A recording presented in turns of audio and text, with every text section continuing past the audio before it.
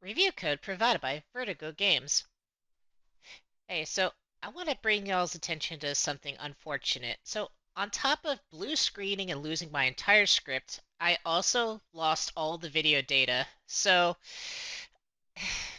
at least I got some video for the background. So, yeah, this has been a mess. But on with the show.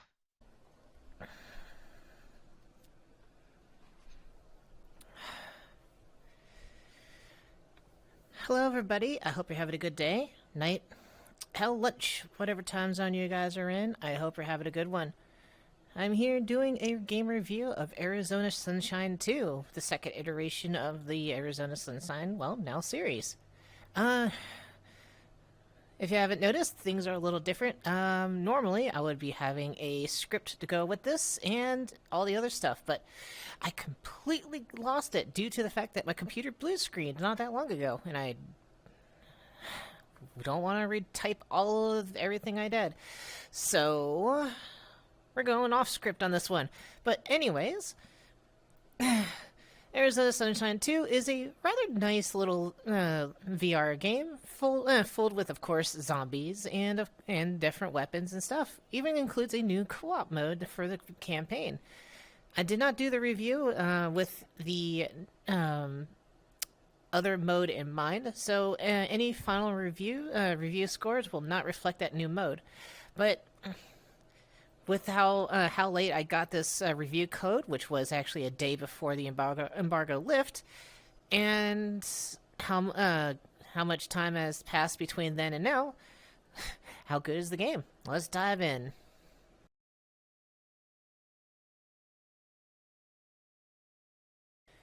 So, from memory now, the overview happens to be a rather fun excursion. You take place of the main protagonist from the first game. I already forgot his name. Who is stuck in Arizona, try to either find more people to actually be with, or maybe at least on his life to actually continue onwards. During this time, he comes across a rather helpful little dog named Buddy. Buddy can do different things, such as play fetch, go and take down different zombies and whatnot, or even just be a good little dog and just wait right next to you. You can even pet the guy. It's such a rather well done thing. As you journey throughout the state of Arizona to do whatever you need to do for the story, there are different tasks that you need to do, such as go and find the exit, gather a couple of things, that kind of stuff. A lot of the times, it's just usually go from point A to point B. As you're going through here, you'll be encountering all sorts of different types of not Zeds, Freds. The colorful name that the main protagonist has called these guys. Generally, they're pretty simple to take down. Not much issues with them. That kind of stuff. And and then you got the different types of pistols, melee weapons, and even Buddy themselves to actually help you take down these different types of Freds. You got yourself standard small 9mm pistols. A couple of them actually have burst fire. There's an Uzi, there's a Deagle. Excuse me, there's also rifles and shotguns. Even a sawed-off shotty that's actually pretty fun to use. Uh, a lot of the places feature dark and dank areas, and even makes you feel a little paranoid about what's around the next corner.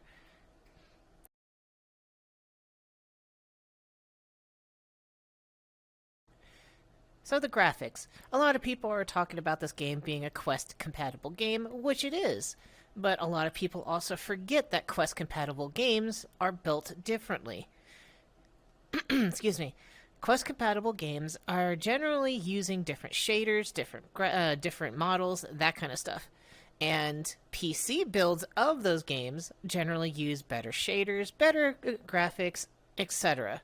So everyone that says that this looks like a Quest game really need to get their screws checked. And on top of that, not every game needs to look like Half-Life Alyx. Half-Life Alyx had a specific thing to reach, and it reached it.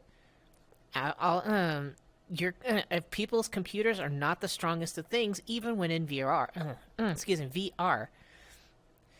VR games do need to be fun and make sure that the user doesn't get sick due to frame lapses. This game doesn't have to. You don't have to worry with that. Somewhat, obviously. My computer isn't the best, and I did have some lag with my game. Excuse me.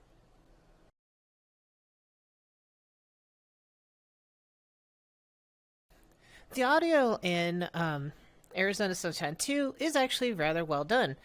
Some of the pistols do sound kind of weak, but considering what kind of pistols they are, it makes sense on that kind of idea. And then on top of that, the Zeds, I keep saying Zeds, Freds. The Freds are actually really well made.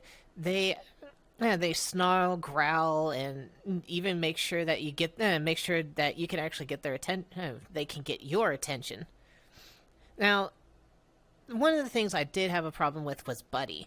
Buddy has barks, whines, and all sorts of really decent sounds that goes with him. But the big problem with Buddy is most of his sound effects are whines, and it's not fun to listen to him.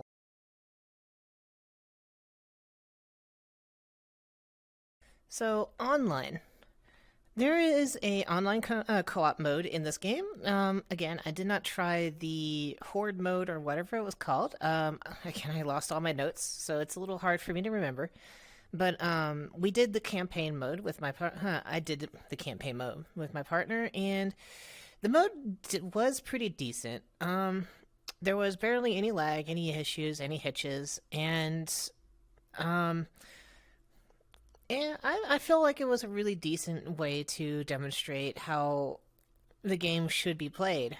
But a big issue with it is you couldn't share your ammo or even sometimes your pistols with your partner, because a lot of the times when you pulled it out of your pouch, the ammo was invisible to them and they wouldn't even be able to grab it from you because of the invisibility part. So anything that you looted, unfortunately, they won't be able to grab it.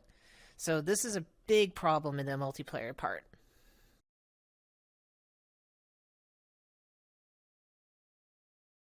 All right, so despite the fact that this was rushed down and kind of off the top of my head, what was my thoughts about this game? This game, I would actually give a score of 6 out of 10. Uh, there was a lot of issues with the fact that multiplayer, we could not share anything between each other, so once we found something, we had to keep it for ourselves. And then I just could not put up with Buddy's whining so often. I really wanted him to either be quiet or just bark at me instead. Um, Other than that, there was a number of issues I also had with the flashlight. It's currently housed on your chest, and while it's great that when you look around, the light will follow. Um, a lot of the times when I want to look down, it's really in the way. On top of that, it generally decides when it wants to turn on. So if you go into a dark area, sometimes it doesn't actually do that. Um, some of the tutorials are also hit and miss, such as the crafting tutorial. When I first actually got to it, I didn't know you actually had to grab both the materials and slam them together in order to create your item. I was stuck there for a good probably 10-15 minutes trying to figure it out until I accidentally did it. Um, it's just there just seems to be a lot of really good ideas in Arizona Sunshine 2, but all these things do bring down the value quite a bit.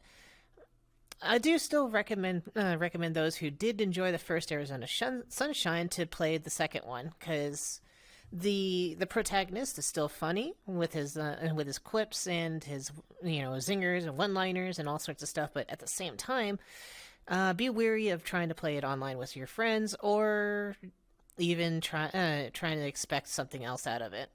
So, other than that, I hope you guys enjoyed. If you want to see more, there's always that subscribe button, and hell, you can always find me on social media, over on Twitter, or hell, even my Twitch and my Kick. So, either way, I hope to see you guys again soon. And as always, keep it cool, everyone. Bye.